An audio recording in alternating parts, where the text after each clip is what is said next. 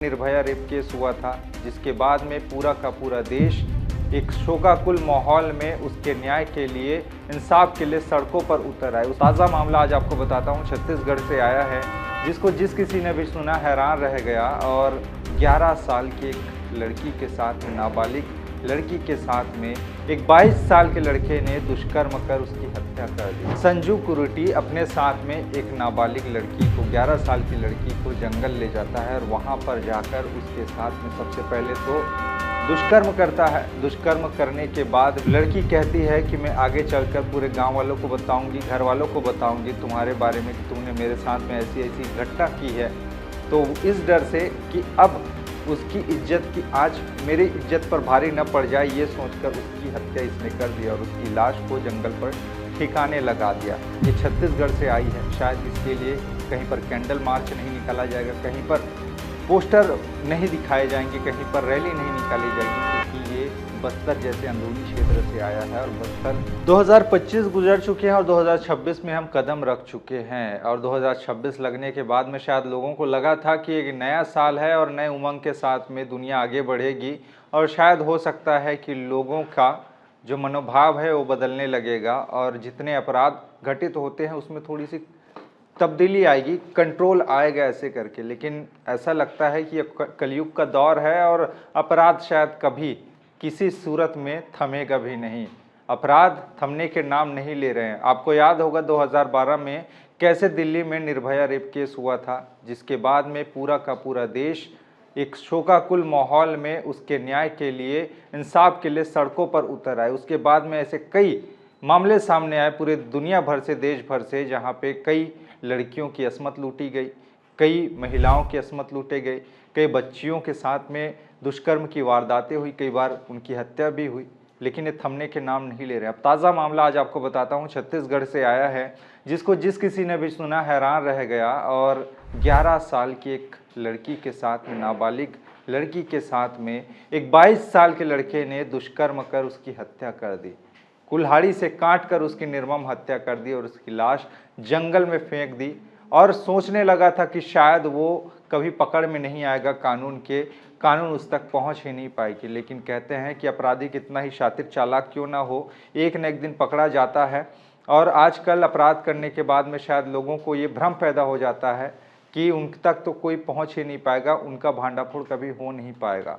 ये खबर जितना सुनने में हृदय विदारक है, उतना करने में रूह कपा देने वाला भी हो सकता है। लेकिन इस व्यक्ति ने, जो मेरे बगल में आप देख रहे हैं इस लड़के को, इसने किस ढंग से उस लड़की की हत्या की और कैसे इसके मंदर ऐसी वहशी पनप गया, ये भगवान जाने। और यही जाने कि आखिरकार इसने ऐसा क्यों रास्ता इख्तियार किया कि एक लड़की की ज़िंदगी ही ले ली। और इंसान का चाल चरित्र कब बिगड़ जाए कोई कहा नहीं जा सकता। आप इस लड़के से देखकर, इस लड़के को देखकर समझ सकते हैं। इस लड़के का नाम है संजू कुरुटी, 22 साल आयु है इसकी। और जो खबर मैं बता रहा हूँ नारायणपुर जिले का सोनपुर थाना क्षेत्र अंतर्गत का है, जहाँ पर 31 दिसंबर को ये संजू कुरुटी अपने साथ में एक नाबालिग लड़की को, 11 साल की लड़की को जंगल ले जाता है और वहाँ पर जाकर उसके साथ में सबसे पहले तो दुष्कर्म करता है। दुष्कर्म करने के बाद में उसकी निर्मम हत्या कर देता है, जोर ज़बरदस्ती करके उसकी असमत लूट लेता है। बाद में जब लड़की कहती है कि मैं आगे चलकर पूरे गांव वालों को बताऊंगी, घर वालों को बताऊंगी तुम्हारे बारे में कि तुमने मेरे साथ में ऐसी ऐसी घटना की है, तो इस डर से कि अब उसकी इज्जत की आज मेरी इज्जत पर भारी न पड़ जाए, ये सोचकर उसकी हत्या इसने कर दी और उसकी लाश को जंगल पर ठिकाने लगा दिया।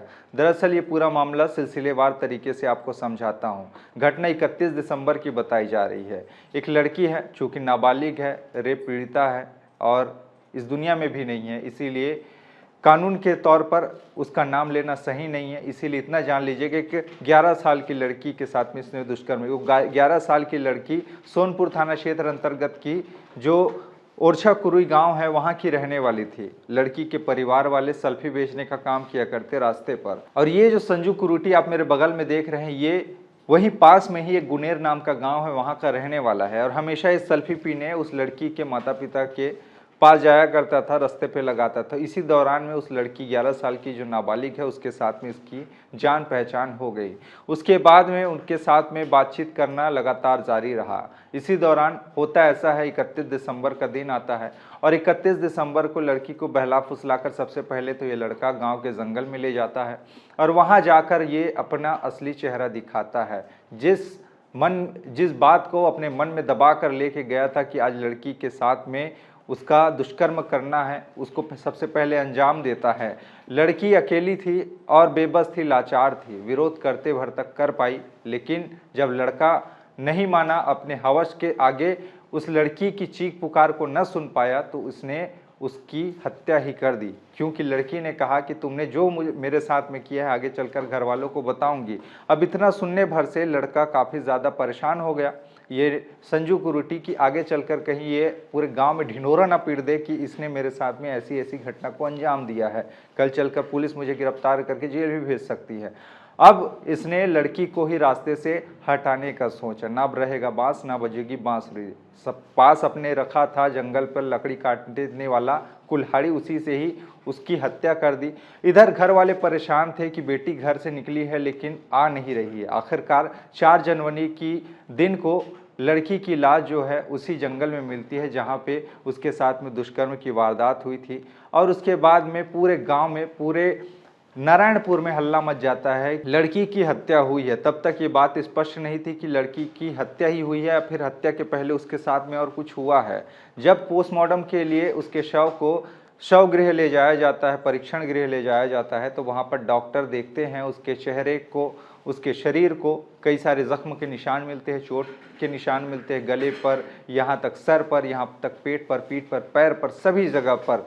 इसी दौरान पोस्टमार्टम करते करते उनको पता ये चलता है कि लड़की के साथ में पहले दुष्कर्म हुआ है, उसके बाद में धारदार हथियार से उसके साथ वार किया गया है और उसको मौत के घाट उतारा गया है। अब सबसे बड़ा असमंजस की स्थिति पुलिस के लिए ये था कि आखिरकार मेन आरोपी, मुख्य आरोपी इसमें है तो है कौन। अब पुलिस थोड़ा सा फ्लैशबैक में चलती है कि लड़की के परिवार वालों का बैकग्राउंड कैसा है, वो लोग क्या काम करते हैं और उनका किनके किनके साथ में मिलना जुलना होता था, उनके पास किनके किनका आना होता था। इसी दौरान में संजू कुरूटी का पता चलता है कि संजू कुरूटी नाम का एक लड़का है जो उसके दुकान में आया करता है सेल्फी पीने के लिए, और वहीं से उस लड़की की जान पहचान उसके साथ में हुई थी और बातचीत भी वो किया करता था। और आखिरी बार जब लड़की को 31 दिसंबर को देखा गया तो संजू कुरूटी के साथ ही देखा गया था। अब शक के आधार पर संजू कुरूटी को पुलिस हिरासत में लेती है, पूछताछ करती है, और जैसा कि हर अपराधी सबसे पहले पुलिस को बरगलाने की कोशिश करता है कि मैं इस घटना का मास्टरमाइंड नहीं हूँ, मैं इस बारे में कुछ नहीं जानता, मैं उस लड़की को जानता भी नहीं, ये तमाम बातें सामने आने लगती है। लेकिन जब पुलिस अपने हिसाब से पूछताछ करती है तो बड़े बड़े अपराधी भी जुल्म कबूल कर लेते हैं। आखिरकार संजू कुरूटी ने माना कि उसके साथ में उसने सबसे पहले दुष्कर्म किया, 31 दिसंबर को जंगल में ले गया था और वहाँ पर उस लड़की के साथ में जोर जबरदस्ती करने की कोशिश की। फिर लड़की ने उसका विरोध किया, प्रतिकार किया। जब विरोध करने के बावजूद भी उसने दुष्कर्म किए, उसकी दुष्कर्म करने की दुस्साहस दिखाई, तो लड़की ने आगे चल के कहा कि मैं आगे पूरे गांव को बताऊंगी, पूरे परिवार को बताऊंगी कि तुमने मेरे साथ में क्या किया है। बस उसी लोकलाज के डर से उस लड़की की निर्मम हत्या कर दी अपने पास रखे कुल्हाड़ी से, और लाश को वहीं जंगल में ही छोड़कर रफू चक्कर हो गया, भाग गया, ये सोच के कि शायद उस तक पुलिस कभी पहुंच ही नहीं पाएगी। लेकिन कानून के हाथ लंबे होते हैं और आखिरकार आरोपी अब सलाखों के पीछे में है।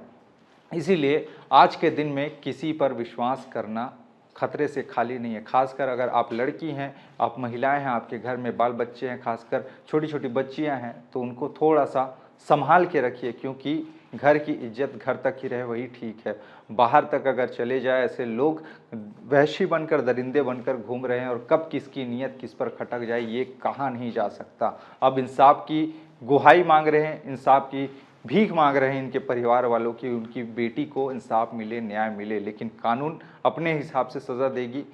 साक्ष्य जुटाने की कोशिश की जा रही है, कैसे कैसे वो हत्या किया था, ये सारी की सारी सबूत पुलिस परत दर परत इकट्ठा करने की कोशिश की जा रही है, ताकि आरोपी को कड़ी से कड़ी सज़ा दिलाई जा सके। तो ऐसे ऐसे भी किस्से कहानियाँ होते हैं दोस्त, और ये छत्तीसगढ़ से आई है। शायद इसके लिए कहीं पर कैंडल मार्च नहीं निकाला जाएगा, कहीं पर पोस्टर नहीं दिखाए जाएंगे, कहीं पर रैली नहीं निकाली जाएगी, क्योंकि ये बस्तर जैसे अंदरूनी क्षेत्र से आया है और बस्तर ऐसे ही बदनाम है नक्सल प्रभावित क्षेत्र होने के कारण। लेकिन वहाँ से जब ऐसी खबरें सामने आती है तो कहीं ना कहीं आज के हमारे मानव समाज पर कलंक पोतने वाला ही काम करते हैं कि आप चाहे मेट्रो शहर में रहते हो, चाहे बस्तर जैसे अंदरूनी जंगली क्षेत्र में रहते हो, अपराध करने वाले कहीं नहीं देखते कि वो लड़की है लड़का है, बस उनको अपनी हवस मिटाने होते हैं। तो ये खबर बस्तर के नारायणपुर ज़िले से सामने आई है, जहां पर ये पूरी की पूरी वारदात हुई है। खैर, ऐसी खबरें बताकर आपको